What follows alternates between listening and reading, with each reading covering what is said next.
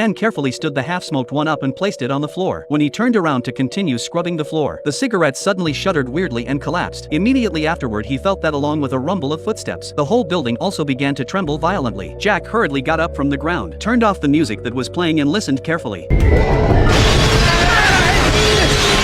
A sudden hissing sound shattered the glass directly. They rushed to the window and looked out, but found that the roadside vehicles and public facilities seemed to have been hit by something. All of them were destroyed in an instant. Although they couldn't see the object, but they could clearly feel something must have sped through the street just now. It wasn't long before, on the construction road ahead, the workers suddenly heard a strange hissing sound. When they were curious to find out what was going on, they found the warning signs on the road seemed to have been knocked over by something, and quickly rushed in their direction. Workers who could not dodge in time were directly knocked off their feet. The thing went barreling off into the distance. One worker was killed instantly. The time soon came to dawn. The truck driver, who had been driving all night, suddenly saw an elephant in the fog in front of him, and it came towards him without hesitation. Luckily, the truck driver urgently stepped on the brakes and stopped with the elephant without any danger. But the elephant did not stop for a moment and hurried around the truck, and began to run wildly on the highway again. In less than half an hour, the elephant finally collapsed on the ground, exhausted. It died on the spot. But to our surprise, when the police arrived at the scene, after some investigation and questioning, all the evidence seemed to point to the elephant. There were elephant footprints on the trampled car. Witnesses claimed to have heard footsteps and roars, and some even insisted they smelled an animal, but no one seen the elephant with their own eyes. Could it be that the elephant could turn invisible? Yet, why did it suddenly appear and exhaust itself to death? At that moment, Tom, the keeper of the zoo, drove over to cooperate with the police investigation. Tom said that the cage where the elephant was kept was always locked, and there was no sign of vandalism. There's no way to know how the elephant escaped, so the police came to the zoo to investigate.